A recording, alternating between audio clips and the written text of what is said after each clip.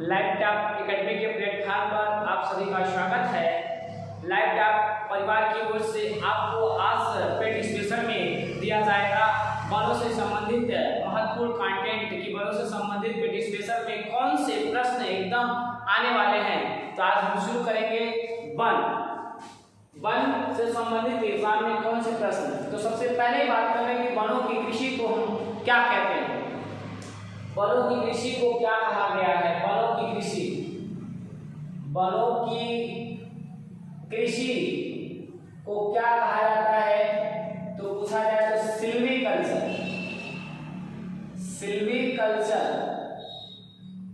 वनों की कृषि को क्या कहा जाता है, सिल्वीकल्चर। या कभी प्रश्न में पूछा जाए कि सिल्वीकल्चर में किसकी कृषि की जाती है, तो वनों की कृषि को क्या कहा जाता है, सिल्वीकल्चर कहा जाता है। और पूछा जाए कि सोना, वनों को कौन सा सोना कहा गया है, तो ग्रीन गोल्ड किसे कहा गया है, या हरा सोना किसे कहा गया है वनों को या वनस्पति को। ग्रीन गोल्ड या हरा सोना किसे कहा गया है, तो वनस्पति को कहा गया है। अब वनस्पति में वन किस प्रकार का एक संसाधन है, तो संसाधन पूछा जाए वन किस प्रकार का संसाधन है, तो संसाधन यह नवीकरणीय या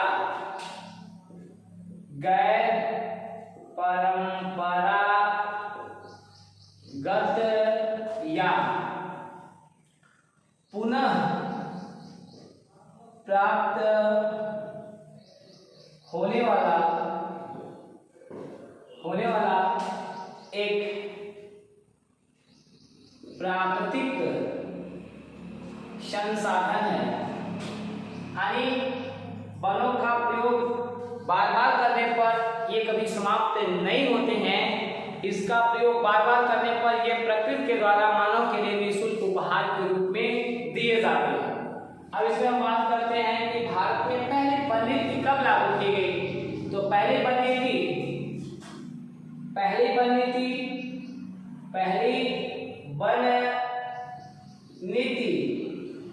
कब लागू की गई, 1952 में। 1952 में पहली वन नीति कब लागू की गई, पहली वन नीति 1952 में ईस्वी में क्या की गई, लागू की गई। और नई वन नीति या दूसरी वन नीति या नई वन नीति या नवीन वन नीति 1988 ईस्वी में लागू की गई। इस वन नीति के तहत क्या कहा गया, यानी 1952 और 1988 वन नीति के अनुसार भारत के कुल भौगोलिक क्षेत्र पर कितने प्रतिशत वन होने की आवश्यकता है या कितने प्रतिशत वन होने चाहिए। तो 1952 और 1988 वन नीति के अनुसार भारत के कुल क्षेत्रफल पर 33%, यानी इस वन नीति के अनुसार 1952 और 1988 वन नीति के अनुसार भारत के क्षेत्रफल पर कितने प्रतिशत वन होने चाहिए, तो 33%। इस वन नीति में वन का मानक रखा गया था, लेकिन 33% वन न उपलब्ध होकर वर्तमान में कितने क्षेत्रफल पर कितने परसेंटेज वन है, तो वर्तमान में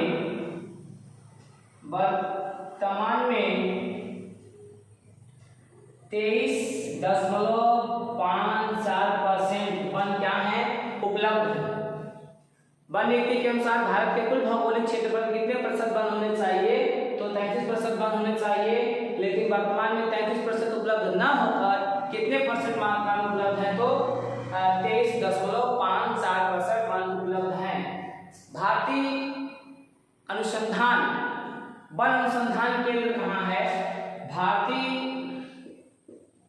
भारतीय वन अनुसंधान केंद्र कहाँ है? तो देहरादून में। देहरादून में। भारतीय वन अनुसंधान केंद्र कहाँ है? तो देहरादून में है। और भारत में वन संरक्षण अधिनियम कब लागू किया गया? वन संरक्षण अधिनियम वनों को काटने से बचाने के लिए वन संरक्षण अधिनियम लाया गया। तो वन संरक्षण अधिनियम वन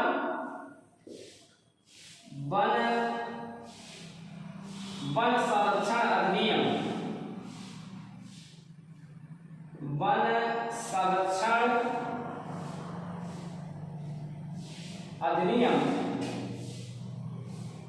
अधिनियम कब लागू किया गया?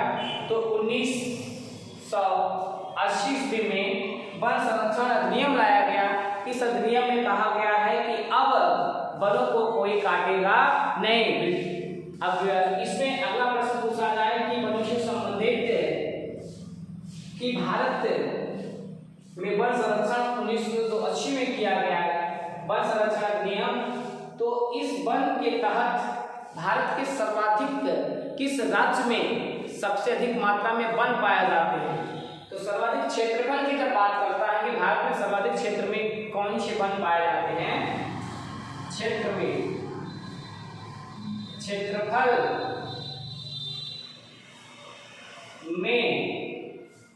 क्षेत्रफल में वनों वाला राज्य। क्षेत्रफल में वनों वाला राज्य जब पूछा जाए तो मध्य प्रदेश। मध्य प्रदेश में सर्वाधिक मात्रा में क्या वन पाए जाते हैं? क्षेत्रफल में सर्वाधिक मात्रा में वनों का विस्तार किस राज्य में है? तो मध्य प्रदेश में। और इसके बाद किस राज्य में है? तो अरुणाचल प्रदेश में। अरुणाचल प्रदेश में। और पूछा जाए कि क्षेत्रफल में सर्वाधिक की बात होगी तो मध्य प्रदेश। और जो पूछा जाए क्षेत्रफल में न्यूनतम वनों वाला राज्य तो सीधे से दिखाएगा आपका हरियाणा व पंजाब। हरियाणा और पंजाब में वनों के न्यूनतम होने का कारण है कि वहां के किसान अपने वनों को साफ करके या काट करके क्या किया? कृषि भूमि में क्या कर दिया है? परिवर्तित कर दिया है। क्षेत्रफल में सर्वाधिक वनों का विस्तार किस राज्य में? मध्य प्रदेश और अरुणाचल प्रदेश में। लेकिन न्यूनतम पूछा जाए तो हरियाणा और पंजाब में। इसके बाद पूछा जाए कि केंद्र शासित प्रदेशों में प्रतिशतता को लेकर प्रतिशत की दृष्टि क्षेत्रफल कम लेकिन सघनता ज्यादा जब पूछा जाए प्रतिशत में तो सर्वाधिक प्रतिशत वाला राज्य सर्वाधिक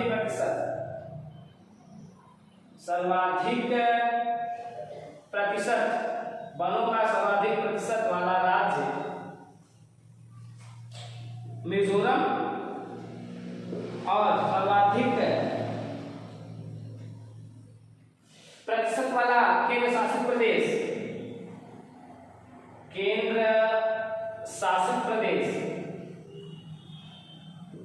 प्रदेश कौन सा है? तो लक्षद्वीप। कौन सा है? मिजोरम राज्य होगा और लक्षद्वीप केंद्र शासित प्रदेश होगा। और इसमें ये बात करते हैं कि भारत में वनों का प्रति व्यक्ति उपयोग कितना निर्धारित किया गया है? तो भारत में वनों का प्रति व्यक्ति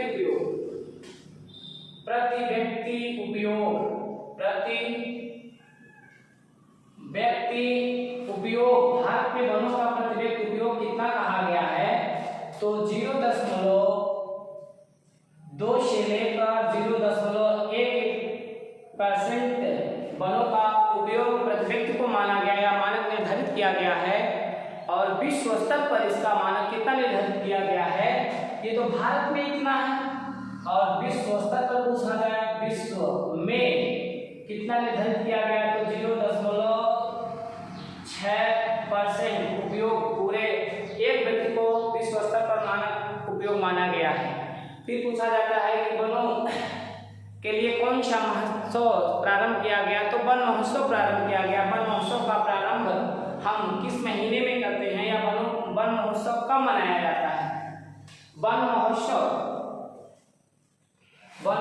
किस महीने में मनाया जाता है? तो जुलाई इसमें जुलाई के प्रथम सप्ताह में वन महोत्सव मनाया जाता है, या वन महोत्सव को 1 जुलाई से 7 जुलाई के मध्य मनाया जाता है। इसमें क्या किया जाता है, धरातल पर अत्यधिक मात्रा में वृक्षारोपण किया जाता है, क्योंकि वृक्षारोपण न होने पर यानी वृक्षों के विनाश के कारण धरातल पर सूखा, अकाल, बाढ़ और भूस्खलन जैसी आपदा क्या होती है, उत्पन्न होती है। तो वन महोत्सव कब मनाया जाता है,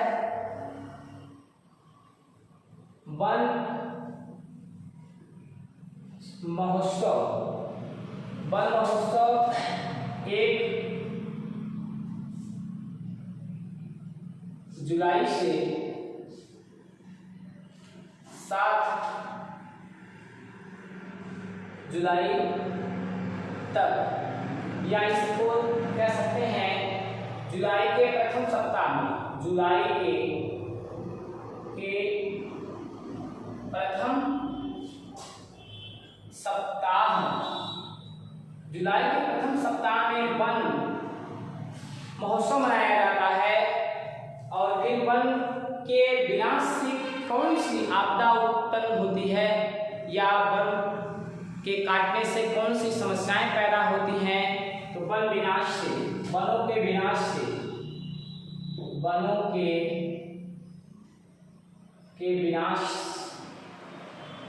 विनाश से सूखा, क्योंकि वन ही भारत पे वर्षा कराने में सहायक होते हैं, आर्द्रता को वाष्पन और वाष्पोत्सर्जन की क्रिया के द्वारा अवशोषित करके वर्षा कराने में क्या है, सहायक है। तो वनों के विनाश से सूखा, या इसी को कहते हैं अकाल की स्थिति पड़ती है, इसी को कहते हैं या बाढ़ की स्थिति होती है, या अगला जो होता है भूक्षरण, जिसका दूसरा नाम है, भूक्षरण का दूसरा नाम है मृदा अपरदन जैसी कठिनाइयां या समस्याएं उत्पन्न होती है। अब हम बात करेंगे भारत में वनों के प्रकार को लेकर, उनकी महत्ता को लेकर क्या प्रश्न बनते हैं। तो भारत में मुख्य रूप से 5 प्रकार के वन पाए जाते हैं। वनों के प्रकार,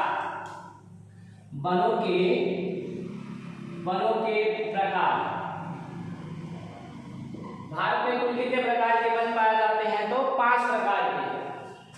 भारत में 5 प्रकार के वन पाए जाते हैं, 5 प्रकार के वन पाए जाते हैं, जिसमें पहला है उष्ण कटिबंधी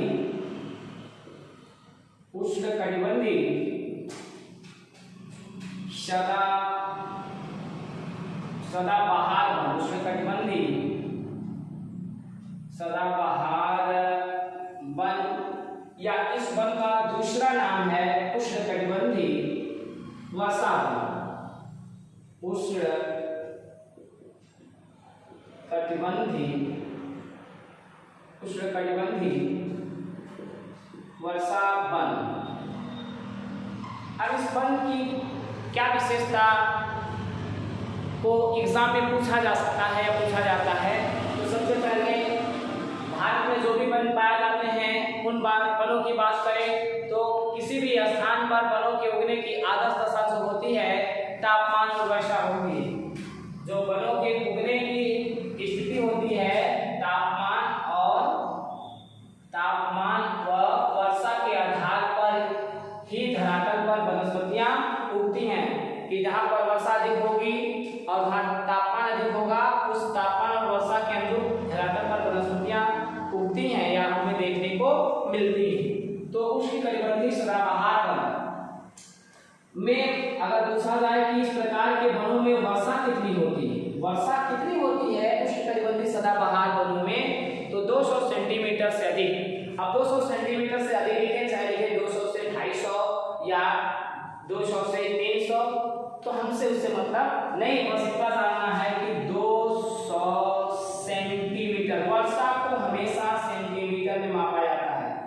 200 सेंटीमीटर से अधिक वर्षा होती है और जो तापमान कितना होना चाहिए, तापमान 27 अंश सेल्सियस से क्या होना चाहिए, से अधिक होना चाहिए। क्योंकि उष्णकटिबंधीय क्षेत्र का मतलब होता है कि ऐसा क्षेत्र जहाँ पर तापमान अधिक होता है। तापमान कहाँ अधिक होता है, जहाँ पर सूर्य की किरणें क्या करती हैं, सीधी पड़ती हैं। तो ऐसे क्षेत्रों को हम क्या कहते हैं, उष्णकटिबंधीय क्षेत्र कहते हैं। तो उष्णकटिबंधीय क्षेत्र, अब आपसे प्रश्न पूछ लिया जाए कि जहाँ पर 200 सेंटीमीटर से अधिक वर्षा होती है, तापमान अधिक होता है, उन क्षेत्रों में कौन सी वनस्पतियां उगती हैं या कौन से वृक्ष पाए जाते हैं। तो कौन से वृक्ष, सदाबहार वृक्ष पाए जाते हैं। अब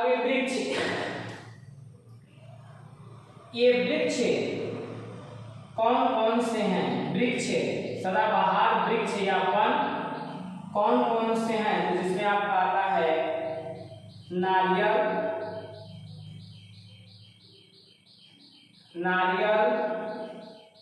ताड़, बांस, महोगनी,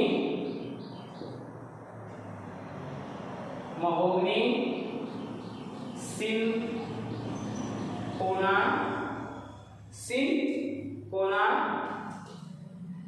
रबड़, एबोनी,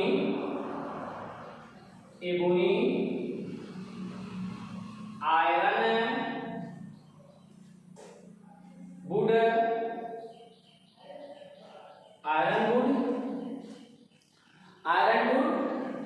ब्राजील वुड,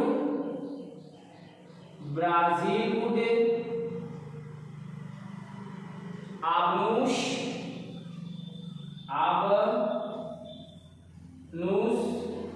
गड्ढा इत्यादि वृक्ष सदाबहार वनस्पतियों के रूप में पाए जाते हैं या मिलते हैं।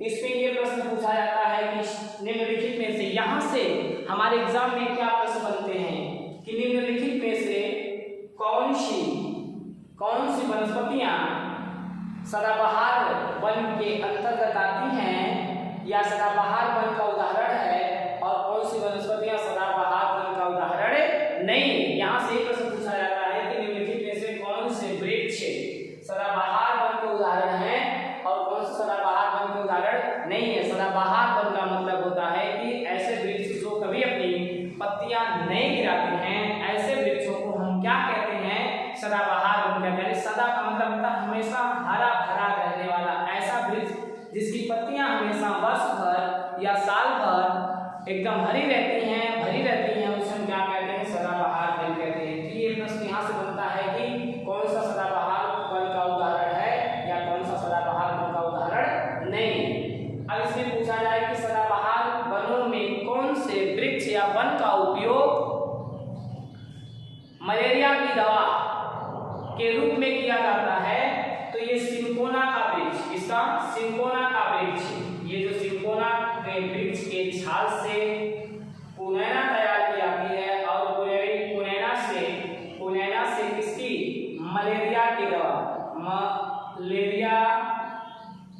मलेरिया की दवा का प्रयोग किया जाता है या इस्तेमाल किया जाता है। और ये भारत में ये वन कहाँ पाए जाते हैं, भारत में ये वन कहाँ पाए जाते हैं, क्षेत्र पूछता है। सदाबहार वनों के क्या क्षेत्र पूछता है, स्थान पूछता है या कहाँ ये भारत में पाए जाते हैं। तो भारत में इस प्रकार के वन कहाँ मिलते हैं, पश्चिमी घाट के पश्चिमी ढालों पर, पश्चिमी घाट पर्वत के पश्चिमी ढालों पर, पश्चिमी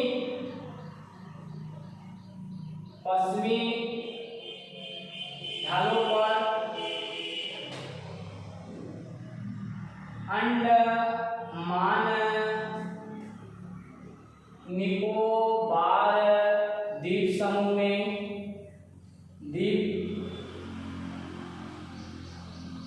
में भारत के पूर्वोत्तर राज्य पूर्वोत्तर राज्य जो पूर्व में 7 सिस्टर्स हैं, केवल त्रिपुरा और मणिपुर को छोड़कर, क्योंकि वहां पर 200 सेंटीमीटर से क्या कम वर्षा होती है। तो पूर्वोत्तर राज्यों में इस प्रकार के वन पाए जाते हैं। ज्यादातर यहाँ से ये विशेषता बनती है कि भारत में निम्नलिखित में से किस क्षेत्र में या कहां पर, भारत में किस क्षेत्र में या कहां पर सदाबहार वन पाए जाते हैं या किस पहाड़ी पर पाए जाते हैं। तो ज्यादातर ऑप्शन में मिलता है अरावली की पहाड़ियां, नीलगिरी की पहाड़ियां, विंध्याचल की पहाड़ियां और शिलांग की पहाड़ियां। शिलांग का पठार, तो कहां पर, शिलांग के पठार पर इसका उत्तर लगेगा। क्यों शिलांग के पठार पर? क्योंकि शिलांग के पठार पर 200 सेंटीमीटर से अधिक वर्षा होती है, जहां पर भारत की सर्वाधिक वर्षा के साथ विश्व में भी सर्वाधिक वर्षा वाला क्या है, स्थान। तो इसको हम फिगर में एक बार देख लेते हैं कि ये पश्चिमी घाट कहाँ है और ये अंडमान निकोबार द्वीप समूह कहाँ है। तो ये भारत का ये जो मानचित्र हम बनाते हैं यहाँ से निकालकर ऐसे,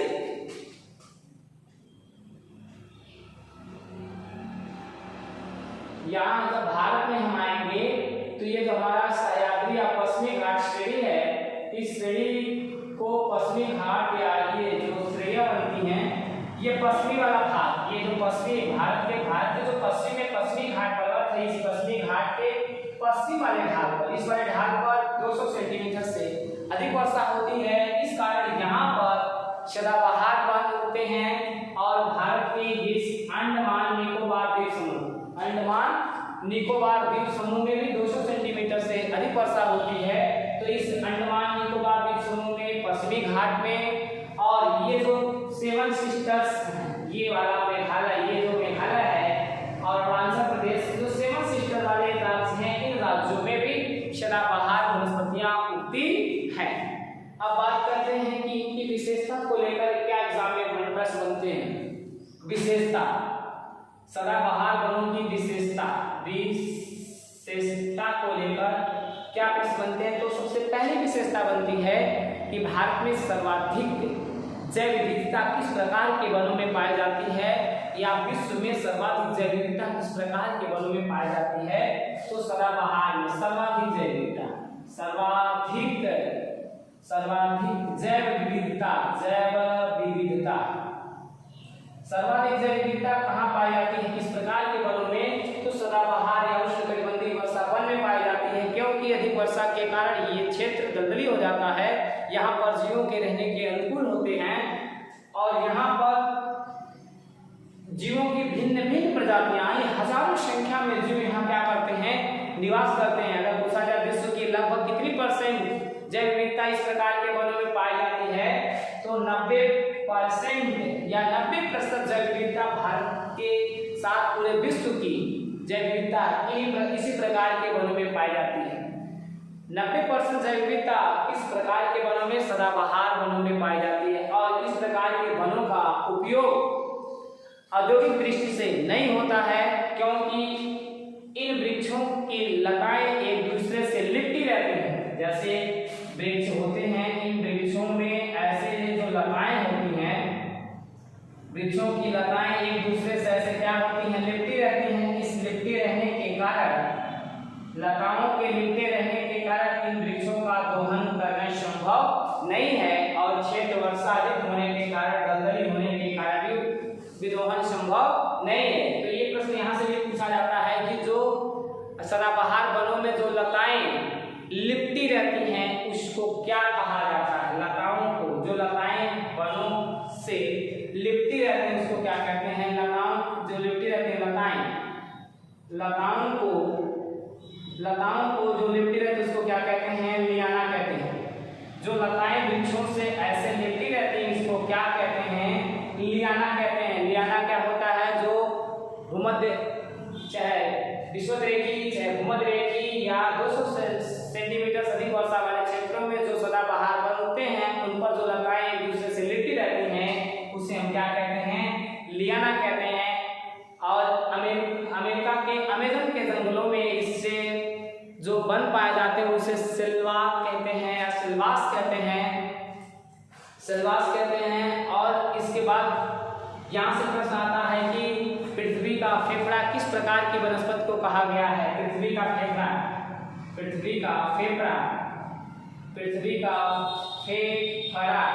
किस वनस्पति को कहा गया है, तो सदाबहार वनस्पति को कहा गया। पृथ्वी का फेफड़ा किस वनस्पति को, तो सदाबहार वनस्पति को कहा गया है।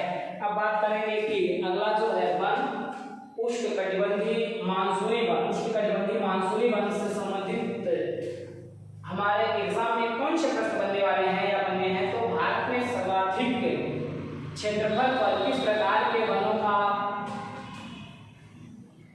प्रतिरूप पाया जाता है या कौन से वन पाए जाते हैं, और इन वनों में औद्योगिक महत्व अधिक है कि नहीं है, और इन वनों के क्षेत्र को लेकर क्या प्रश्न बनते हैं।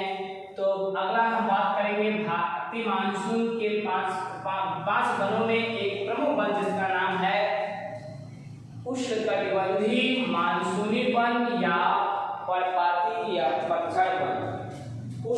दूसरा है वनों में उष्णकटिबंधीय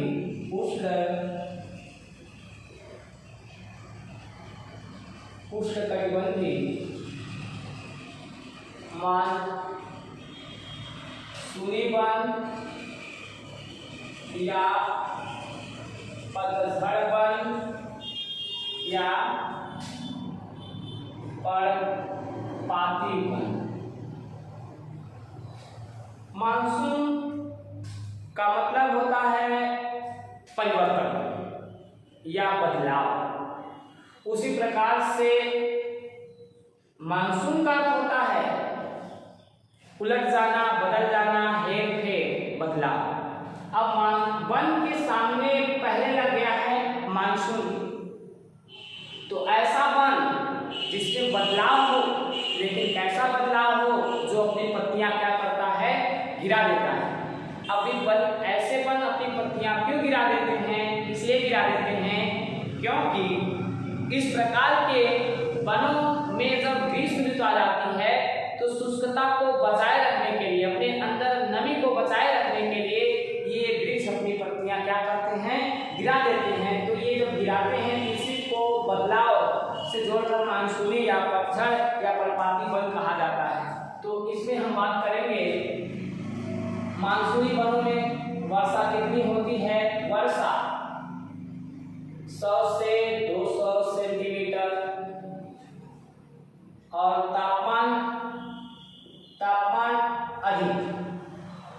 अधिक वही 21 से अधिक, तो 21 अंश सेल्सियस से 27 अंश सेल्सियस के करीब इस प्रकार के वन में तापमान पाया जाता है। जहाँ पर 100 सेंटीमीटर से 200 सेंटीमीटर वर्षा वाला क्षेत्र होता है, उन क्षेत्रों में कौन सी वनस्पतियां उगती हैं, तो मानसूनी वन या पतझड़ या पर्णपाती वन उगते हैं।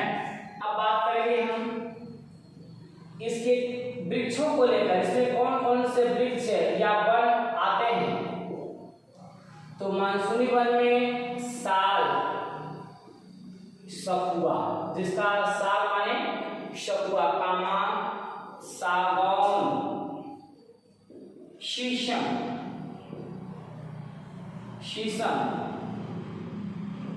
चंदन इत्यादि वन, महुआ, आम, अमरूद, जामुन इत्यादि वन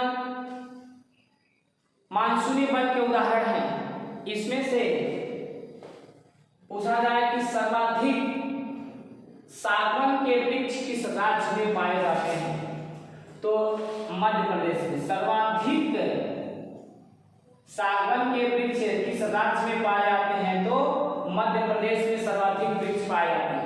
पूछा जाए कि शीशम के सर्वाधिक वृक्ष किस राज्य में पाए जाते हैं, तो उत्तर प्रदेश में। सर्वाधिक शीशम के वृक्ष किस राज्य में पाए जाते हैं, उत्तर प्रदेश में पाए जाते हैं।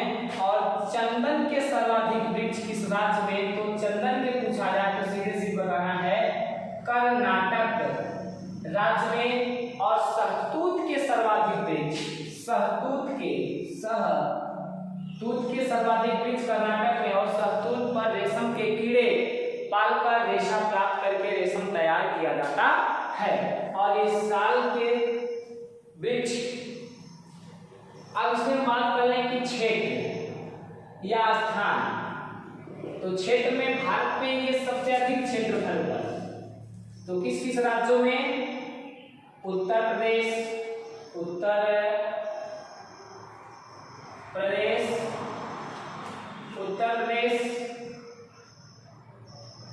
छत्तीसगढ़, मध्य प्रदेश, बिहार, झारखंड, उड़ीसा इत्यादि राज्यों में पाया जाता है। और इस वनों की विशेषता लेकर क्या प्रश्न बनते हैं? इसकी विशेषता संबंधी क्या प्रश्न बनते हैं? विशेषताओं को लेकर सबसे बड़ी विशेषता बनती है कि भारत में सर्वाधिक प्रकार के किस प्रकार के वन पाए जाते हैं? भारत में सर्वाधिक क्षेत्रफल पर किस प्रकार के वन पाए जाते हैं? तो मानसूनी वन सर्वाधिक, भारत में सर्वाधिक क्षेत्रफल पर, भारत में सर्वाधिक मात्रा में ये वन पाए जाते हैं, ये वन पाए जाते हैं। दूसरी इसकी सबसे बड़ी विशेषता बनती है कि इस प्रकार के वनों का व्यावसायिक महत्व होता है। व्यावसायिक महत्व, चारागाह के लिए उपयोग होते हैं। व्यवसाय का मतलब उद्योग प्रधान, औद्योगिक प्रधान, क्योंकि इसका विरोधन करना, इसको काटना बहुत क्या होता है? आसान होता है। अब इसके बाद बात करेंगे तीसरा, मरुस्थलीय वन।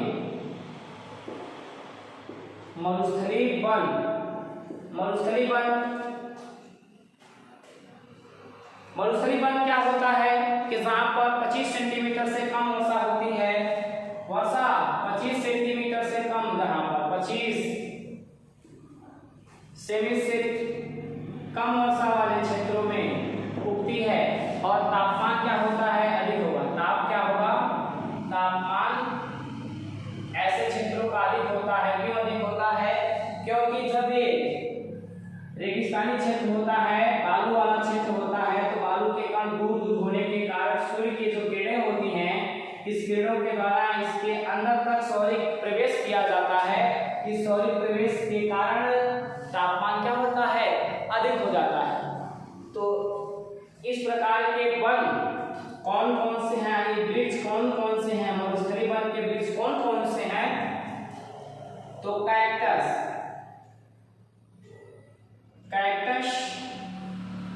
नागफनी, खजूर। दुनिया का सबसे पुराना वृक्ष क्या है? खजूर। और पुराना फल क्या है? खजूर है। बबूल, खेजड़ी।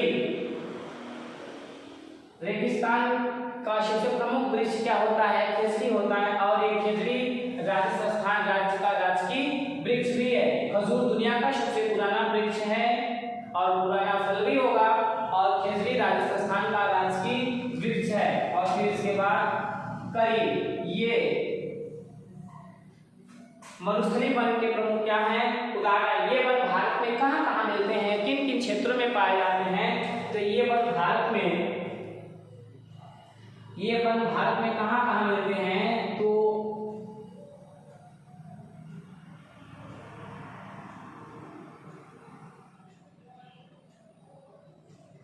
राजस्थान,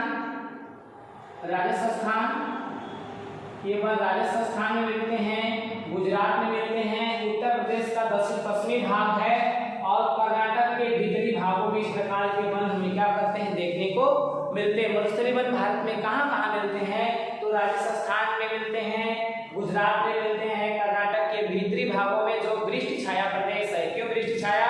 क्योंकि पश्चिमी घाट के पूरब में पड़ने के कारण ये जो पड़ता है, यहाँ पर वर्षा बहुत कम होती है। और भारत के जो प्रमुख राज्य उत्तर प्रदेश के दक्षिण पश्चिम में इस प्रकार की वनस्पतियां पाई जाती हैं। तो क्षेत्र पूछता है या स्थान पूछता है राजस्थान,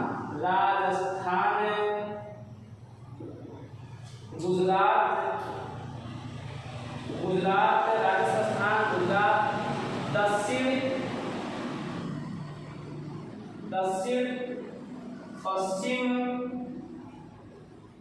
उत्तर प्रदेश में और कर्नाटक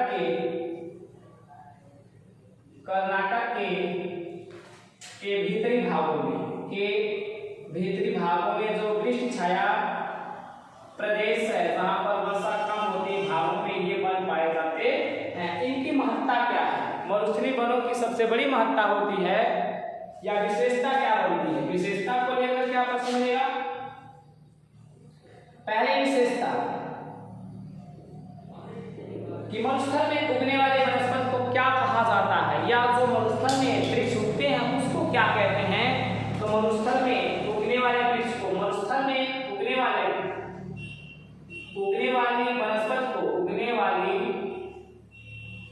वनस्पति को या वृक्ष को क्या कहा जाता है? तो ज़ीरोफाइट कहा जाता है। क्या कहा जाता है? ज़ीरोफाइट या मरुदभिद के नाम से भी जाना जाता है। ज़ीरोफाइट वनस्पतियां किस क्षेत्र में उगती हैं? तो मरुस्थलीय क्षेत्रों में उगती है। मरुस्थलीय क्षेत्रों में उगने वाली वनस्पतियों को क्या कहा जाता है? तो ज़ीरोफाइट कहा जाता है। अब ज़ीरोफाइट के बाद इसकी क्या विशेषता बनती है कि भारत में इस प्रकार के वनों का उपयोग किसके रूप में किया जाता है?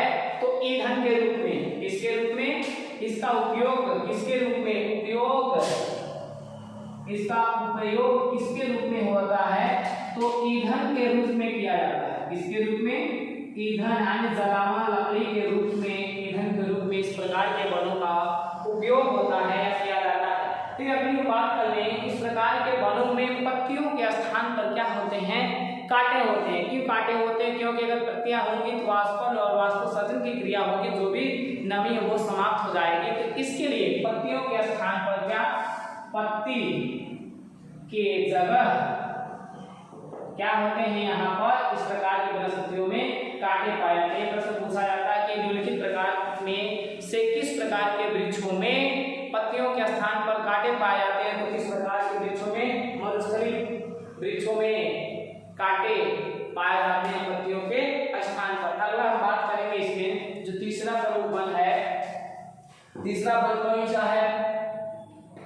डेल्टाई वन, याज़वारी वन। डेल्टाई वन, याज़वारी वन की क्या विशेषता बनती है? उससे संबंधित कौन से प्रश्न और बनते हैं? तो डेल्टाई वन ऐसे वन जो नदियों के डेल्टाई क्षेत्रों में या दलदली क्षेत्रों में उगते हैं, उसे हम क्या कहते हैं? डेल्टाई वन या मैंग्रोव वन के नाम से जानते हैं। इस प्रकार के वन भारत में सबसे अधिक मात्रा में कहाँ पाए जाते हैं? तो पश्चिम बंगाल में पाए जाते हैं। डेल्टाई वन जो चौथा है, डेल्टाई वन। डेल्टाई वन वृक्ष, डेल्टाई वनों में कौन से वृक्ष आते हैं? तो सुंदरी वन, सुंदरी वन, मैंग्रोव वन, निपा, कैशूरिना, फोनिक्स,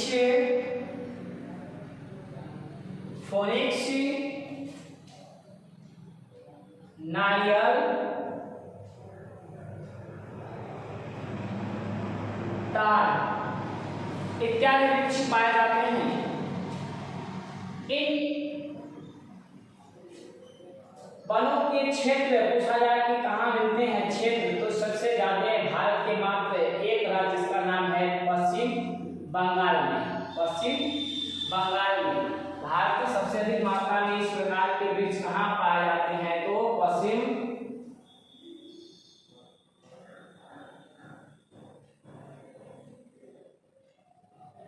पश्चिम बंगाल में।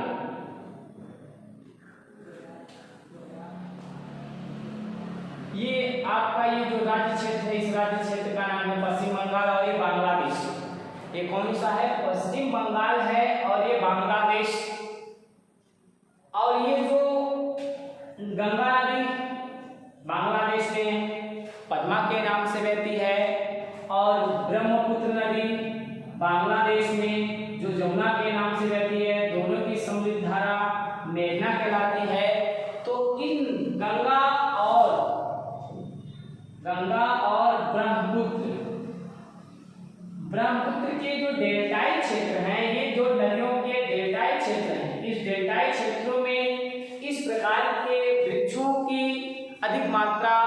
मिलती है या होती है, तो उगने के कारण ही इस वृक्षों में सबसे अधिक मात्रा में सुंदरवन पाया जाता है। इसी कारण इसको सुंदरवन का डेल्टा के नाम से भी जाना जाता है।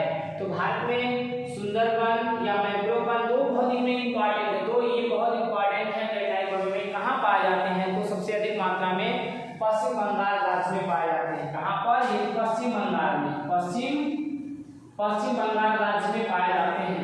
और यहाँ से अगली इसकी क्या विशेषता बनती है कि डेल्टाई वन किस क्षेत्र में उगते हैं। अगर क्षेत्र पूछता है कि डेल्टाई वन किस क्षेत्र में उगते हैं तो सीधे सीधा बताएगा दलदली क्षेत्रों में। दलदली क्षेत्रों में उगने वाली वनस्पति कौन सी है?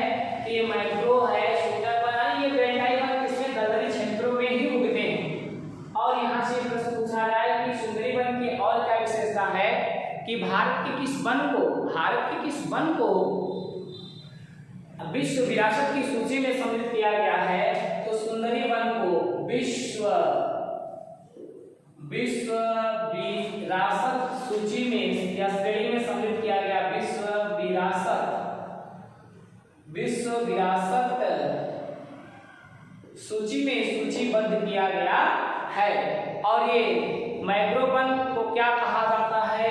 इसकी विशेषता है कि ये सुनामी के प्रभाव को कम करता है। क्यों कम करता है? क्योंकि इसकी जो जड़ें होती हैं जैसे धरातल से आने के बाद वह क्या करती है? सीधे ऊपर उठ जाती है। ऐसे सीधे जब ऊपर उठ जाती हैं तो इसके ऊपर उठने के कारण उसमें वाष्पन और वाष्पोत्सर्जन की क्रिया या फोटोसिंथेसिस की क्रिया बहुत तीव्र गति से होती है।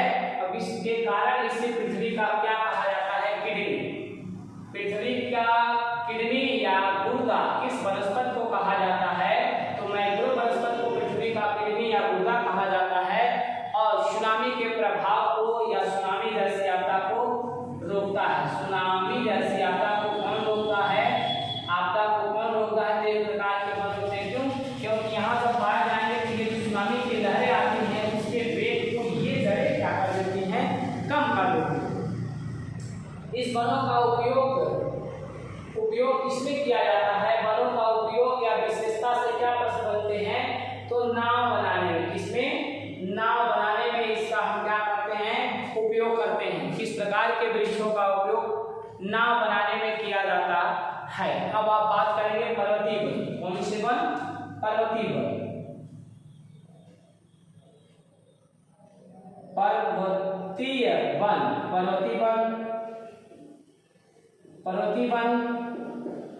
पर्वतीय वन कहाँ मिलता है? कश्मीर से असम तक या कश्मीर हिमालय से लेकर असम हिमालय तक इस प्रकार के वन पाए जाते हैं। और इस प्रकार के वन को ऊंचाई के आधार पर वर्गीकृत किया जाता है कि जो 1500 से 2500 जो 1500 मीटर से 2500 मीटर की ऊंचाई के आधार पर इस प्रकार के वनों को अलग अलग भागों में बांटा जाता है। 1500 मीटर से 2500 मीटर की ऊंचाई तक जो वन मिलते हैं उसे क्या कहते हैं? शीतोष्ण कटिबंधीय चौड़ी पत्ती वाले वन। अब शीतोष्ण कटिबंधीय चौड़ी पत्ती वाले वन में कौन कौन से आते हैं? तो शीतोष्ण कटिबंधीय चौड़ी पत्ती वाले वनों में आपका आता है देवदार वृक्ष, बर्च, मैपिल, ओक। ये शीतोष्ण कटिबंधीय चौड़ी पत्ती वाले वनों के क्या हैं? उदाहरण है। शीतोष्ण कटिबंधीय चौड़ी पत्ती वाले वनों को नीलगिरी, अन्नामलाई, पालनी की पहाड़ियों पर इसको क्या कहा जाता है? सोलासा कहा जाता है। क्या कहा जाता है? सोलास वन कहा जाता है। सोलास वन या सोलासा वन कहाँ? अन्नामलाई, यहाँ पर ये देखिए अन्नामलाई, पश्चिमी घाट पूर्वी घाट को जोड़ने वाली पर्वत को नीलगिरी, उसके दक्षिण में अन्नामलाई और अन्नामलाई से उत्तर पूर्व में पालनी की पहाड़ी। नीलगिरी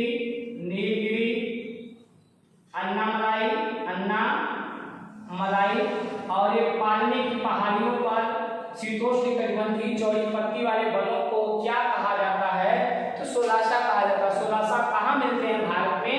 तो भारत में मात्र 3 जगह, कहाँ पर? नीलगिरी की पहाड़ियों पर, अन्नामलाई की पहाड़ी पर और पालनी की पहाड़ियों पर शीतोष्ण कटिबंधीय चौड़ी पत्ती वाले वन को सोलास वन या सोलासा वन के नाम से जानते हैं। फिर इसके बाद 2500 मीटर से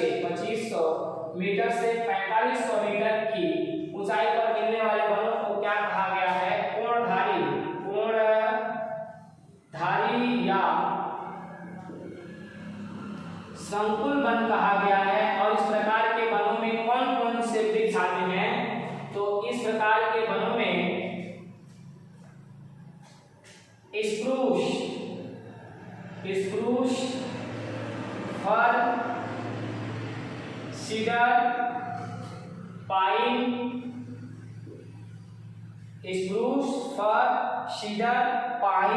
चीड़,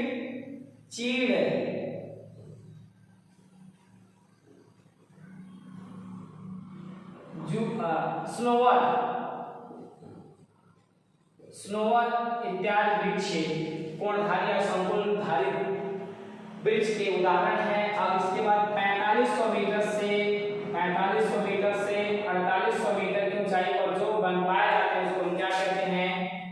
टुंड्रा वृक्ष या वनस्पतियां। क्या कहते हैं? टुंड्रा में उगने वाली वनस्पतियां काई के रूप में उगती हैं, जिसे हम क्या कहते हैं? घास, लीचेन और काई। ये रेंडियर का मुख्य क्या होता है? टुंड्रा प्रदेश का एक जीव है जो इन घासों को क्या करता है? खाता है। और 4800 मीटर से अधिक ऊंचाई पर हमेशा क्या होती है?